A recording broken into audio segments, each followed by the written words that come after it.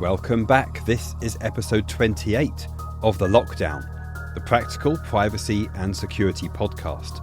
Now, I've titled today's show Silence and Stealth because I believe this is something we need to implement in our day-to-day lives, especially online. So I'd like to cover 3 strategies for our physical mailbox, our email, and also our phone, and how we can maintain privacy across all 3. Because honestly, that's what we have to give up these days, is our address, our phone number, and an email address in most of the interactions we have day to day. So if we can lock that down, we're a lot further ahead than most people. Now, before we get into that, I do want to say that we've got the Matrix community up and live, and I'm taken back by how many people have joined. There's a lot of active discussion in there. So if you're new to Matrix, don't worry, I'm going to cover that in a moment of how you get started. And there's an active discussion right now about automatic license plate recognition, or ALPR, which seems to be something a lot of neighborhoods are flocking to, pun intended. The company Flock are behind this privacy invasion, and quite rightly so. The community, and myself included, are highly annoyed that these things are even coming up everywhere. In fact, one of the listeners in the channel is saying that he's seen them in Walmart, Target, Home Depot, neighborhoods, pretty much all over the place. So I'll cover a bit more of that in the show. Now, Matrix, how do you get started? Well, the first thing you can do, if you head over to matrix.org/clients, you will see all of their featured clients. And the one that I personally prefer and use is Element. Now, there's 2 forms of Element. You've got Element and Element X. Now, Element is available on iOS, Android, Windows, Mac OS, Linux, pretty much anything you like, even the web if you don't want to have a client. I use Element on an Ubuntu desktop and also my Windows desktop. And on my Graphene OS device, which is Android, obviously, I have Element X. Now, if you are new to Matrix and have no idea what it is, don't worry. Now, basically, it's an open network, decentralized communication protocol. So think of it a bit like Discord without the invasive privacy and the fact that Discord is centralized and commercially run. So it's certainly a more private alternative to Discord or Slack. It's federated and there's lots of different servers. I'll talk more about that in a moment. And it also supports end-to-end encryption for private conversations. That's worth pointing out. So general communities and rooms are not end-to-end encrypted. So that's what Matrix is. Now, Element is the most popular client for accessing it.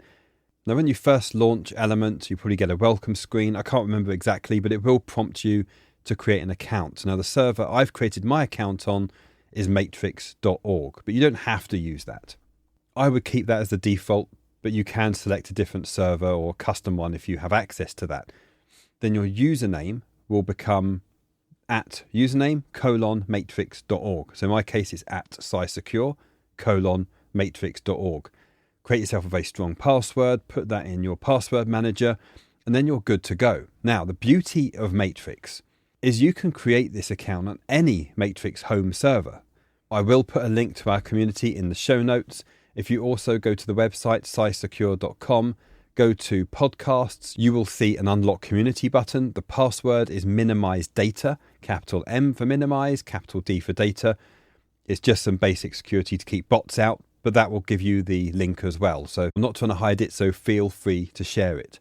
Then once Element's installed and you're logged in and you click the link to the community, you can then join, and it's great to see so many Graphene OS users. I don't feel alone anymore.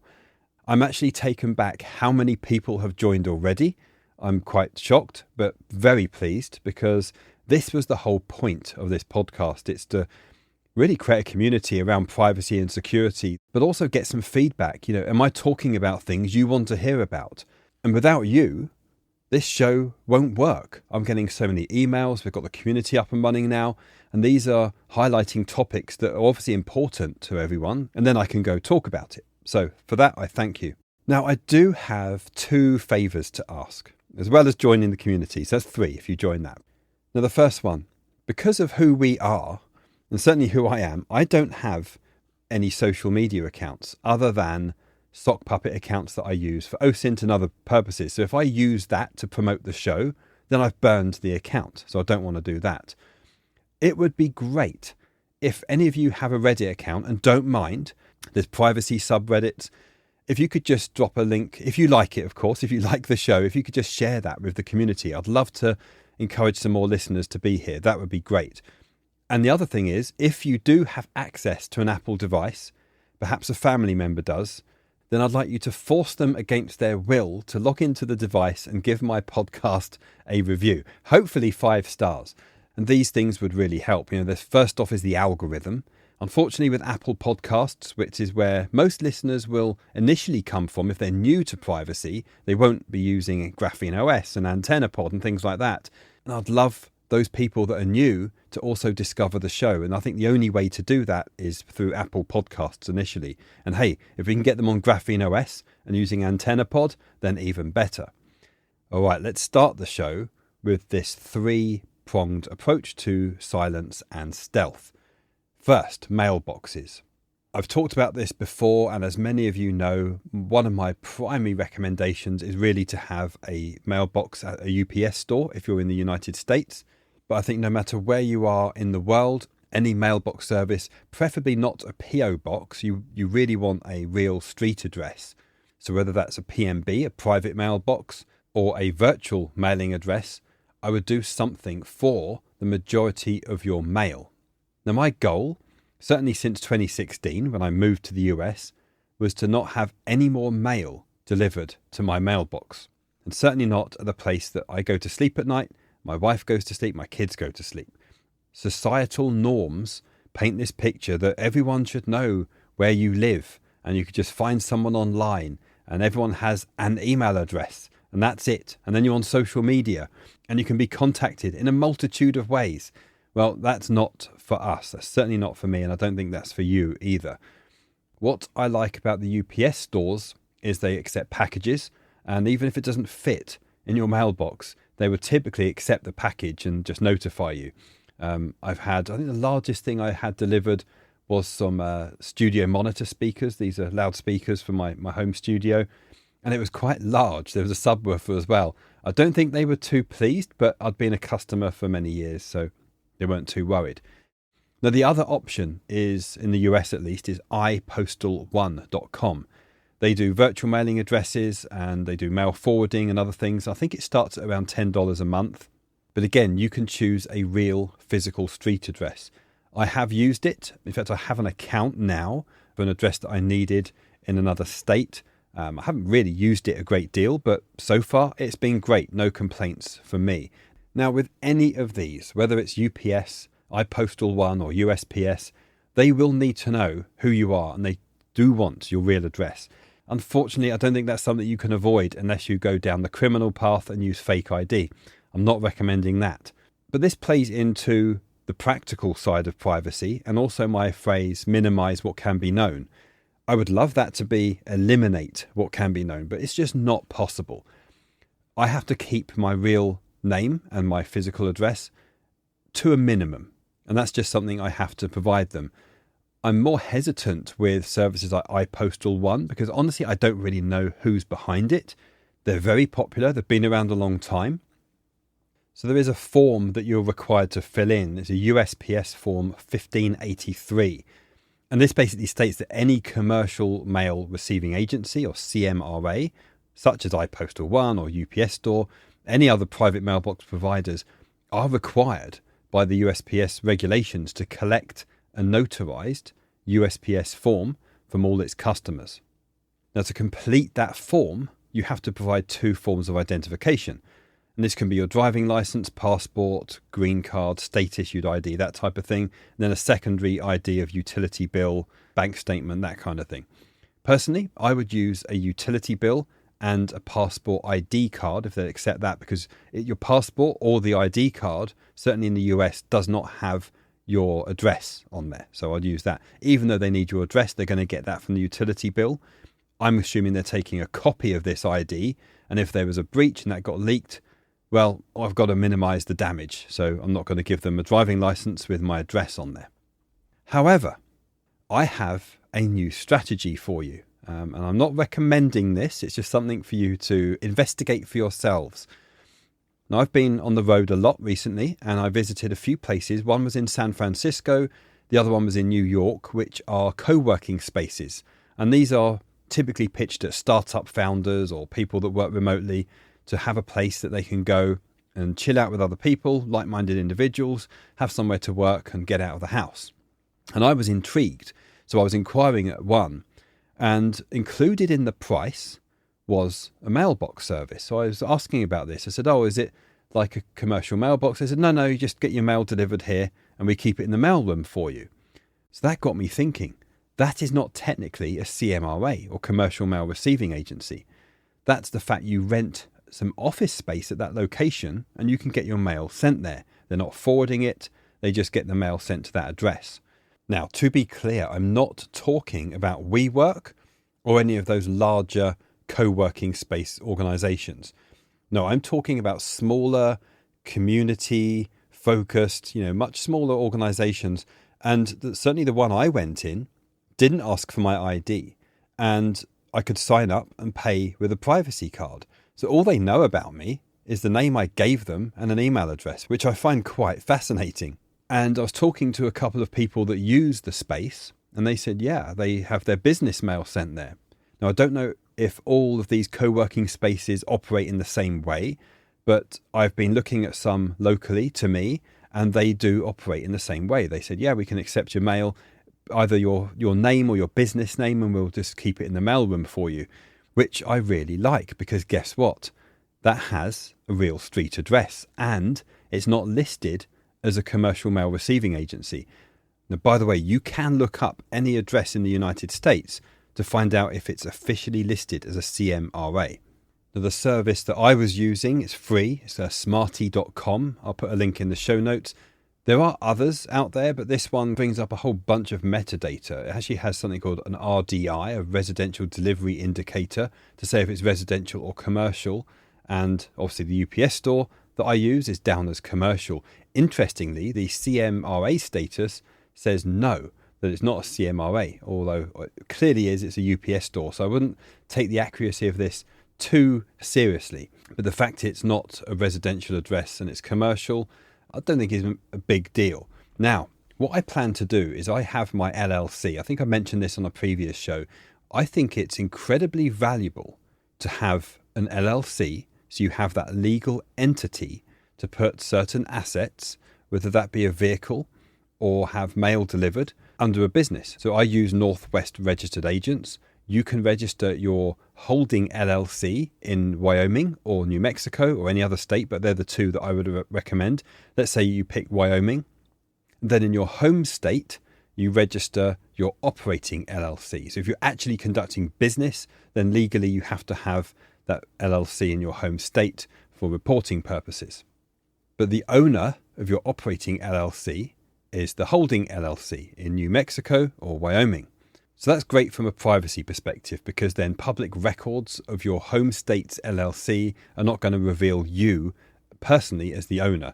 And in Wyoming and New Mexico, you're not going to be easily found. That's private, and Northwest registered agents handle all of that. So I'm very happy with the service they provided me. But if you now layer that on top of a co-working space, if you actually have a business and you can do this, then the cost is justifiable. And I think they charge anywhere from like $100 to, I don't know, perhaps $900 a month, depending on if you want a private office, for multiple people. So this is certainly not going to apply to everyone. But if you have a business and you have a co-working space and you have a mailing address, which is not officially a CMRA or a UPS store or anything like that, then I think this is a huge advantage. It's a real street address. It's not where you live. Now, I'm not recommending where or how you use this address. I'll leave that up to your imagination. But for me, having an LLC, a legal entity, with an address which is legal, I'm not doing anything too sketchy or suspicious. It's a co-working space. That's where I conduct my business. That's where I receive my mail. Then you can take the rest from there. I think that's a great alternative to a UPS store, although albeit a very expensive one if you're only using it for your mail. All right, on to email now. Now, none of these strategies I'm about to mention for email are about anonymity.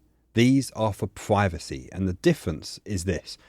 Anonymity, in my opinion, means that law enforcement, government, any federal agency, they will hit a dead end if they try and find out the operator. But to do that is incredibly difficult.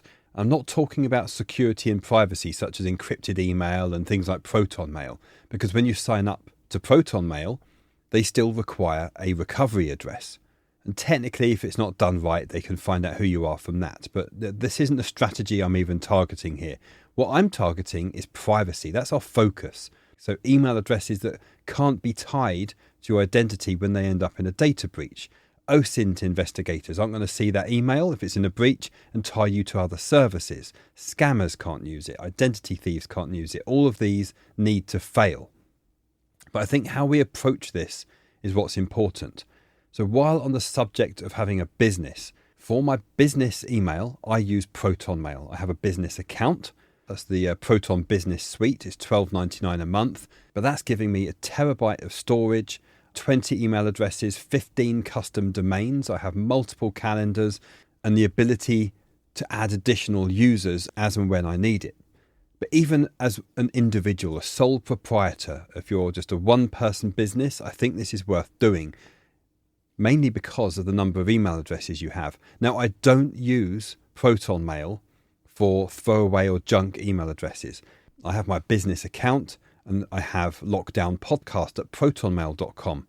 I also have my primary email for my business. I have various other emails for privacy and legal, but that's about it. Then I have a second Proton account, and the second account I use for important things like my online banking. I have a custom domain, a unique email. I use that nowhere else other than my online banking. For that second account, I use it for tax purposes, for my accountant, things like that. You see I've got two levels for Proton. One is business and one is for the important stuff. So next is what I call personal email. And for that, I use Fastmail. I've considered many times coming off Fastmail and looking for an alternative, but they have really been problem-free for me for many, many years. Now, what do I mean by personal? I used to have ray@rayheffer.com. I don't mind throwing that out there. It will just bounce back if you try and email it. I don't use that domain anymore. I don't use that email anymore. But on my Fastmail account, I have many, many email addresses. There's no limit. Because it's not encrypting mail like Proton does, there's no encryption keys to manage. Sure, the actual web interface is behind HTTPS, but each email is not encrypted like it would be on Proton Mail. You can create as many email addresses as you like. There's no impact to them. So this is where I have an email address for friends and family.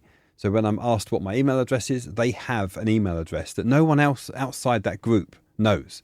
It's worth also mentioning I have several domains I've added. There's no limit there, or I don't think there's a limit. It doesn't say there is. So I have 11 domains, custom domains, registered on my Fastmail account. One of them is a generic domain that my wife and kids use, not me. So if they're going to buy Taylor Swift tickets at a concert, they can use that email. It could be concert798, just some random number, @ and then this domain name. And I have a few other domain names for other activities. But the key point here with Fastmail is they also allow you to use their own domains for aliases. So I'm in my Fastmail account now as I speak, and I can go to add alias. You can create a new address and you can pick any of your custom domains, or you can use one of their domains. So fastmail.com, fastmail.ca, fastmail.co.uk, and so on. But if you scroll down and do show all, they have so many domains. I think they've got a bad domain purchasing habit like I do. So they've got jetemail.net, justemail.net, letterboxes.org. And I don't think many people are using them. I've actually been able to register ray @ and then one of these custom domains and snag it. And it looks really passable. So that's what I use for food delivery or online ordering for meals or restaurants. So for example, a few weeks ago, I was doing a takeout at a restaurant and I ordered online and I used one of these emails, not my real name. So let's call it Steve at, justemail.net. I made that up, by the way. So sorry, Steve, if that's your email address. But I used something along those lines, used a privacy.com card, placed my order, turned up. They said, "Hi, Steve." I said, "Hi, how are you?" And then I got my food and everyone was happy. Now, one of the reasons I do that is for this reason. So I was ordering some razor blades from hensonshaving.com. This is not an endorsement or an ad, but I got fed up with Gillette. Anyway, I'm going completely off topic. Online stores for t-shirts, my razor blades or whatever it may be, a lot of them use Shopify. Now, Shopify, when you first go in, the first thing it asks you for is your email. So let's say you put in steve@justemail.net. It will then come up, if you've used that before, and say we've sent you a text message, a code to your phone number that was previously registered to confirm who it is. Well, as an everyday person, that's a privacy nightmare because they're tracking you for your phone number and your email, and that's not good. However, for me, that's an advantage because they don't know who I am. I'm using a virtual number. So this could be Google Voice if you don't have my sudo in your country. It could be my sudo, it could be jmp.net, whatever method you use to get a virtual number. I would use that and tie it to that identity. So when you're doing takeout delivery or getting food delivered or ordering t-shirts, or in my case, a new razor from Henson online, you use that email address, you use that phone number. And then for payment, obviously I have a privacy.com card, but it's not a domain I own. It's not a phone number that ties back to me. And it keeps that privacy that when they get breached or they're in a data breach, then I really don't care. Even if it has my real address, it won't have my real name on there. But this is why I like Fastmail, because they have so many of these custom domains that they're not my own. Now, I will not use it if it's an account that I will need in the future. The CEO of Fastmail may decide, who's been buying all these domains? This is ridiculous. It's costing us thousands a year. Let's get rid of them. And if that happens, then I really don't care because it's just connected to a Shopify account in an alias name that I use to buy some razor blades or some t-shirts from. But my 11 custom domains that I've added, if Fastmail go out of business tomorrow, I will just move them to another provider. It doesn't matter.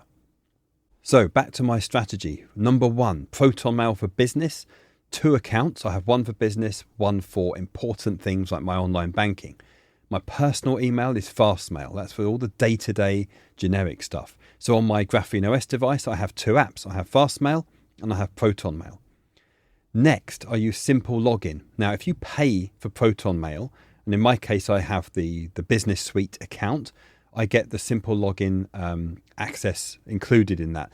Simple Login was acquired by Proton, I don't know, about a year or 2 ago now. And if you're not careful, if you were paying for Simple Login, you could end up being charged twice. You're paying for Proton and you're paying for Simple Login.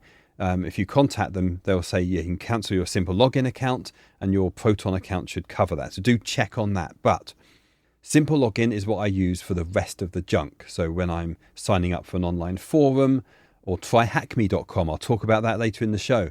That's where I have a custom domain in Simple Login. I have actually many custom domains and I use that. And I've mentioned this before, but again, I'm a big fan of expireddomains.net. Register an account there and then look for deleted.com domains. Now, if you sort them by ACR, that's the archive.org crawlback results, you're going to get active domains. There's a number of things you can sort them as, and I've looked at this before. There's also BL, that's backlinks, and you can do a filter. So if you click filter in contains, I'm going to type mail. And now at the top of the list, there's a domain, topsecretemail.com. It has 33,000 backlinks. Crawlback results is 105. And there's another one, Yelp's blackmail.com. So there you go. I'm giving those out as a freebie. There's another one, mail-engine.com. All of these have been used before, have a history. If you had Steve at mail-engine.com, it really doesn't look suspicious. As long as they weren't used for spam, I wouldn't purchase one of those. But if it's been used as a genuine domain for email, then you're going to have some good history on there. That's going to be a good one for you to use. So just be careful. Don't just go and register the first one you see because it looks good. You know, it might be that topsecretemail.com could have been used for phishing attacks and spam. You don't want to be registering that. Okay, so then finally, the 4th tier is Gmail. Now, I haven't gone crazy. I'm not asking you anyone to use Gmail, but I do have Sockpuppet Gmail accounts or Google accounts. Why? Reviews, mainly. Accessing Google services under an alias. If you need to have a login, then I have a Google account. Now, this is something I've mentioned on the show before, and I've had a few emails about this. You can buy Google accounts at certain marketplaces.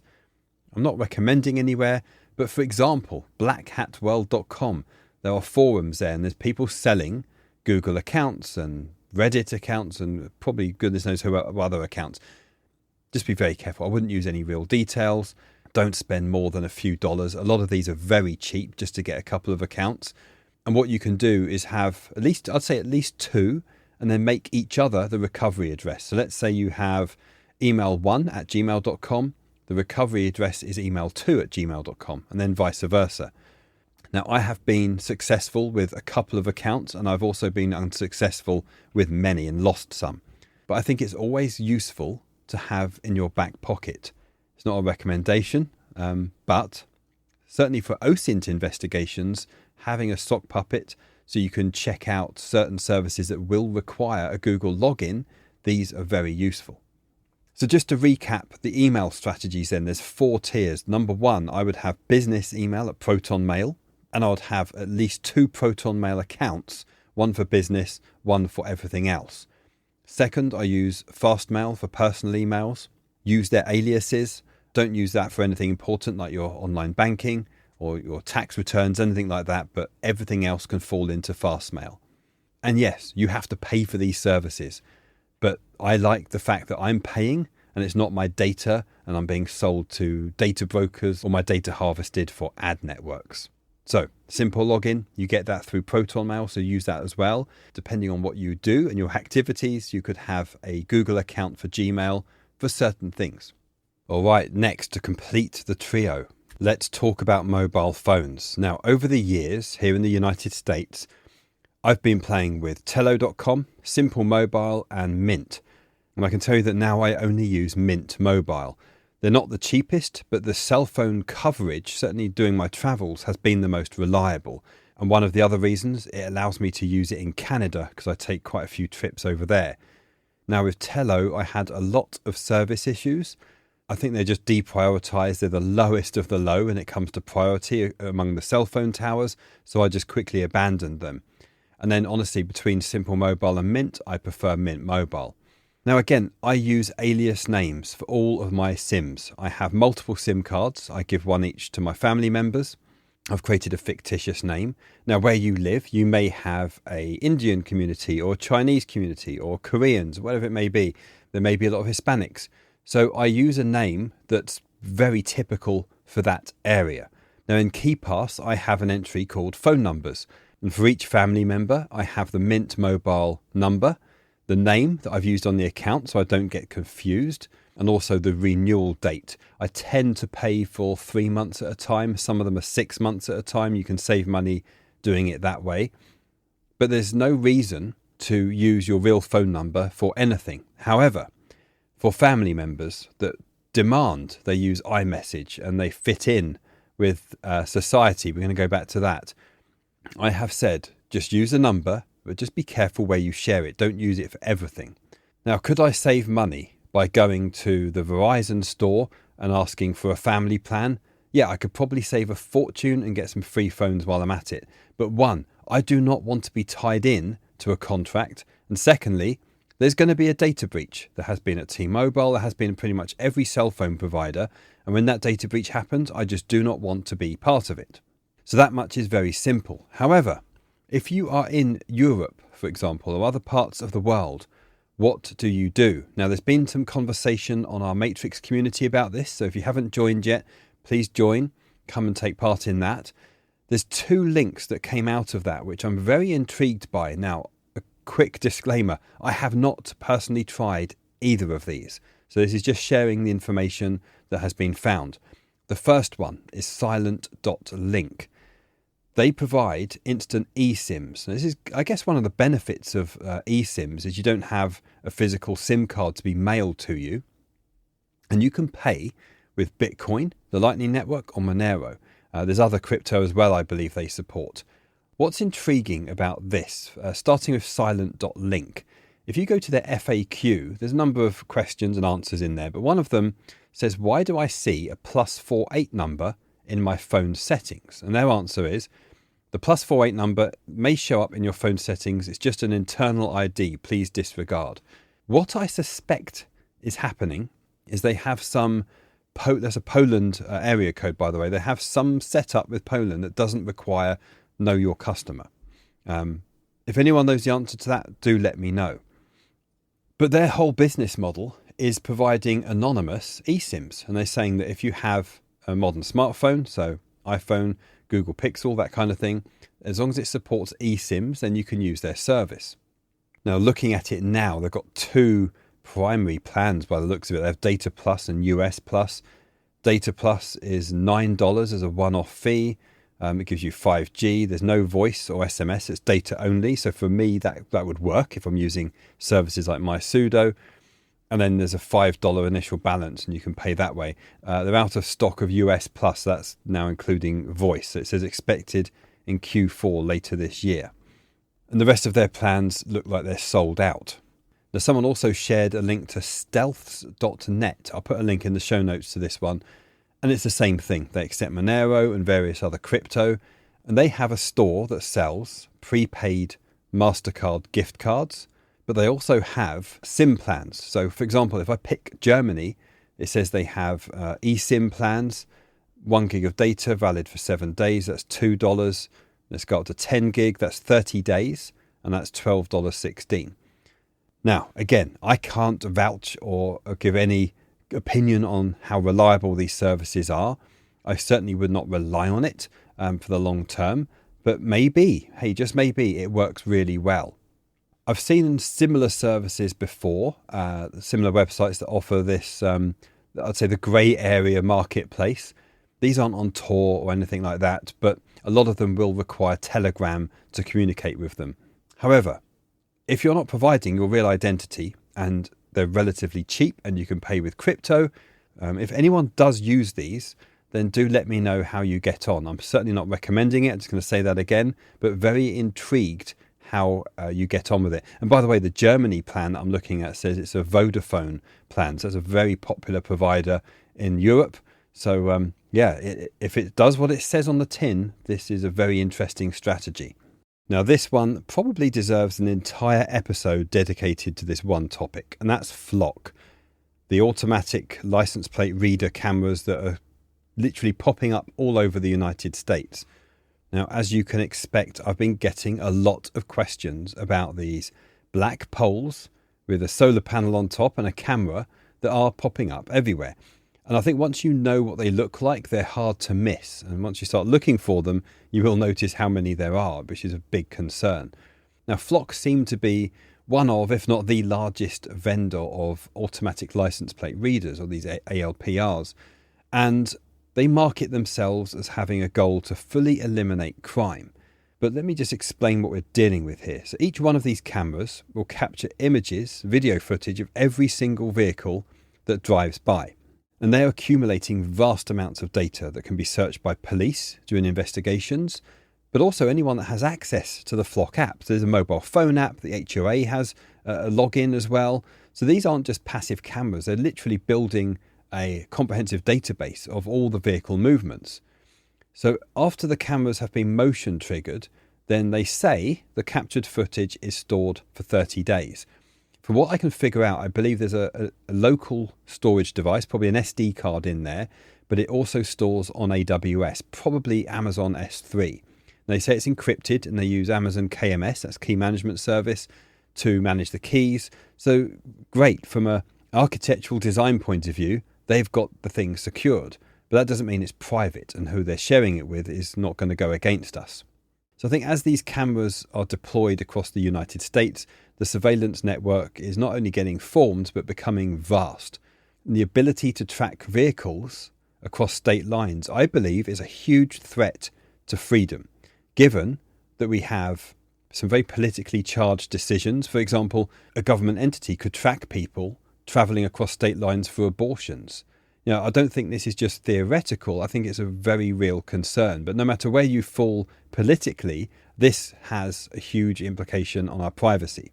Now, what really bothers me about this whole system is just the lack of transparency and oversight. And people seem to be accepting it like it's some great new thing, like Ring doorbells. I remember when Ring doorbells came out, I hated it. I did not want to be tracked when I take the dog for a walk. But anyway, this seems to be way worse. Like Ring doorbells on steroids.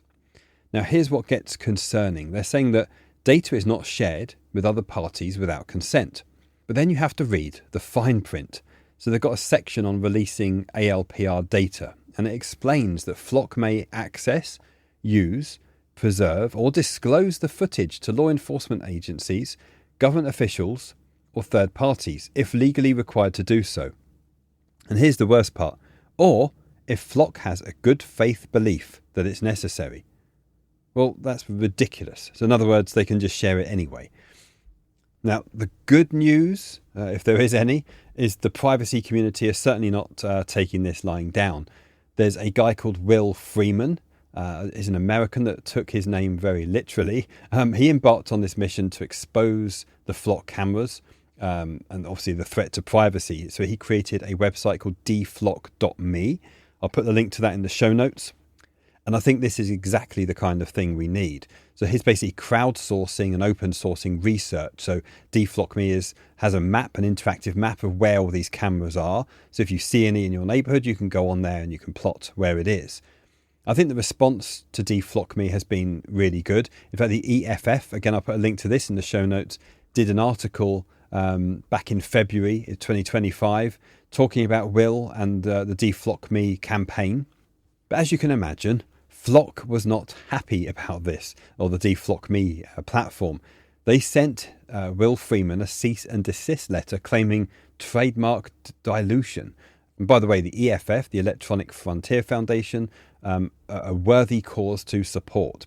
All right, so what can we do to protect ourselves with this? So I'm going to give you some practical techniques, and then let me share some techniques that I'm not recommending at the end. So first, I think know the area you're in. If you know where they are, so drive around in a stolen car. No, don't drive in a stolen car. Drive around in your car, visit dflock.me and check if cameras are being mapped in your area. If you spot anything that hasn't been mapped, add them. So I think the more complete this database becomes, the better we can all navigate our communities with awareness of where we are being tracked. Second, understand that it is literally impossible for people now to drive anywhere without having their movements tracked, photographed and stored somewhere in the cloud and processed by AI. So if you know where these are, you can change your route. Now, I did have an email from a listener many weeks ago now talking about this, and he was asking, what do? I can literally add 10 minutes to my journey and avoid the camera, or just go past the camera and save 10 minutes. I can't recommend what to do in that case. If it was me, I would probably add 10 minutes to my journey, because that's what I'm like. I don't want to have my movements tracked. I don't want some nosy person in the HOA knowing exactly where I'm going and where I'm coming from and my movements on each day. And seriously, if you live in an HOA controlled neighborhood, I would consider moving. I know this isn't a problem for you folks in Europe. I'm not sure if Australia has such things as HOAs. Hopefully not. Seriously, look at moving. And if you're going to move, then it's a good opportunity to put your house in a revocable living trust from day one. But anyway, that's probably going a bit extreme. Now, luckily, where I live, there are no Flock cameras. It's certainly not tracking me from when I leave my home and go places. But once I'm on the road and I've left my area, then they're probably all over the place. So there's very little I can do. However, I think the biggest concern is having them in the neighbourhood where you live. So, some things that I cannot recommend. I certainly wouldn't obscure your license plate.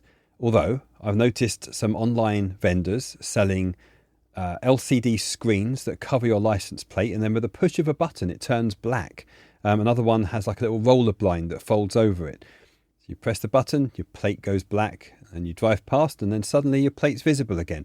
I have not used those. I'm not endorsing that, but just saying that's what some people are looking to do, and that's the measures that some people are having to go to. Now, I actually did have an email from someone. He sent me a link, and I've got it up here, which is a G5 cellular phone jammer. $395. Well, this link he sent me, they're out of production. I think they've got another one for $500. First off, these are illegal. You will get busted for using one of these. And second, yes, it would stop it from connecting to the cloud. But I think because these cameras store everything locally anyway, what's the point? Because how long are you going to jam it for? You jam it and then unjammed and then it starts transmitting all the saved footage to the cloud again. So I don't think that's a valid option. But thanks to the person that sent me that link, very interesting. Could be useful in other situations. But honestly, my practical advice here is just avoid them where you can. And the way to do that is know where they are. You've got to know what they look like, know where they are, and see if you can avoid them. And if you're in an HOA that has them, then turn up, be that guy to complain and say, we don't want this. And you never know, you may have some neighbours that support you in that. So I recently had an email from a listener. So thank you to you for sending that in. You're based in Australia and you said that if you cannot get an anonymous prepaid SIM due to the Know Your Customer and ID requirements, is it better to either get a new SIM and port your existing number to a VoIP service and then continue using that number on the VoIP service, or keep your existing SIM and get a new VoIP number to use as the main number? Yeah, my personal take on this, I would get a new SIM, port your old number to a VoIP service if you can, because that number, you obviously want to keep it. It's been around for a very long time. And let's just say there was some corrupt individual working at the cell phone provider that could track your location, or law enforcement, or whatever reason it may be. If you move that to a VoIP service, they can no longer do that. And then with your new SIM, even if it's in your real name, just don't give that number out. Now, the risk you still have is if that cell phone provider ends up sharing that data, selling the data, ends up in a data breach, then your name will be associated with that number. I don't know how bad that is in Australia. I know you guys have it pretty tough. But the downside of keeping your existing SIM and then just getting a new VoIP number is where you can do that anyway, but then you're just leaving your aged number, the one you've been using for years, I assume, on a SIM card, which could theoretically be traced. Now, as for your other question, I'm going to respond in an email about that. So if you're listening, hopefully I've responded already. If not, then that will be coming very soon. Now, as always, if you have questions for the show and you would like me to cover any topics, feel free to email me. That's lockdownpodcast@protonmail.com.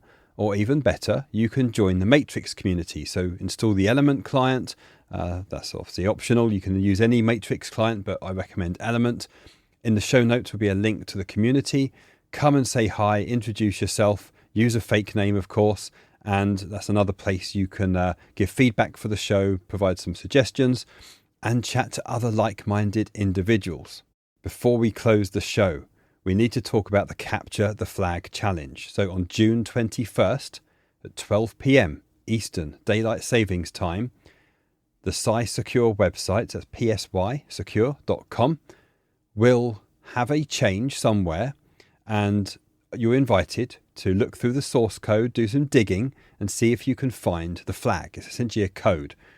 I'll probably wait a week or two. If you contact me on the contact form on the site, and by the way, the rules for this are on psysecure.com/CTF.